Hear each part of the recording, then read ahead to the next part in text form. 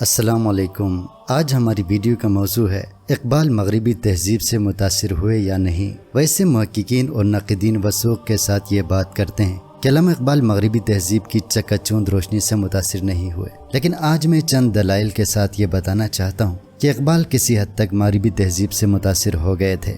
تاہم اقبال کی خوش قسمتی تھی کہ وہ مغربی تہذیب کے شکنجے سے خود کو نکالنے میں کامیاب ہو گئے۔ مغربی تہذیب سے متاثر ہونے کا سب سے بڑا ثبوت اقبال کی نظم شکوہ ہے۔ جب تک وہ ہندوستان میں تھے وہ صبر و شکر کے ساتھ زندگی گزار رہے تھے، لیکن جب یورپ چلے گئے اور وہاں کی عالیشان زندگی دیکھی تو وہ احساس کمتری کا شکار ہو گئے۔ انہوں نے دیکھا کہ انگریزوں کی زندگی سہولیات سے معمور ہے اور دنیا ان کے لیے جنت بن چکی ہے، تو اقبال پکار اٹھا، کبھی ہم سے کبھی غیروں سے شناسائی ہے، بات کہنے کی نہیں تو بھی تو ہر جائی ہے، قہر تو یہ ہے کہ کافر کو ملیں حور و قصور اور بیچارے مسلمان کو فقط وعدہ حور۔ مغربی تہذیب سے متاثر ہونے کا دوسرا ثبوت یہ تھا کہ اقبال اپنی دیسی بیوی سے بیزار ہو گئے تھے۔ اقبال کی شادی ان کے والدین کی مرضی سے ہوئی تھی، جس کو وہ ناپسند کرتے تھے۔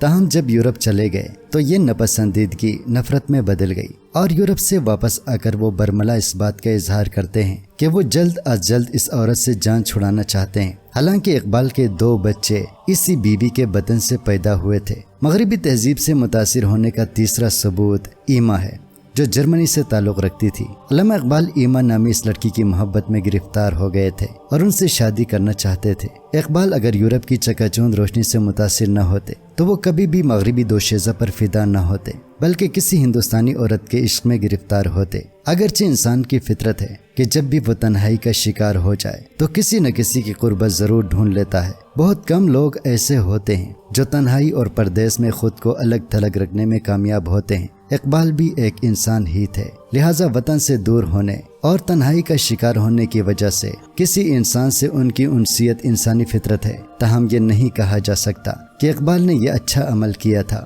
کہ بیوی کی موجودگی میں کسی مغربی دوشیزہ سے محبت کر بیٹھا تھا۔ مغربی تہذیب سے متاثر ہونے کا ثبوت اقبال کے وہ خطوط بھی ہیں جو انہوں نے عطیہ فیضی اور ایما کے نام لکھے۔ ان خطوط میں اقبال چاہتے ہیں کہ جلد از جلد ہندوستان کو چھوڑ کر یورپ میں بس جائے۔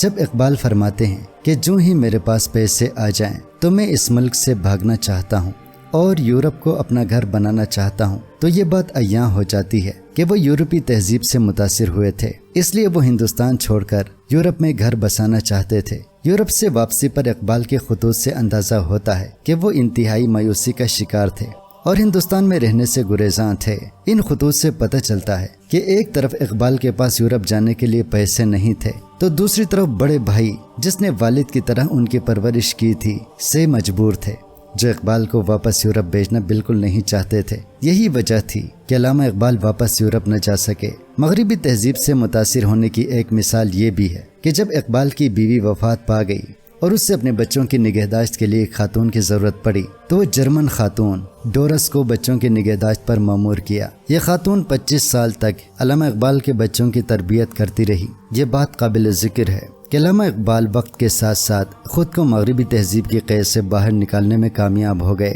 تاہم نوجوانی کے عالم میں مغربی تہذیب نے انہیں اپنے شکنجے میں ضرور کس لیا تھا۔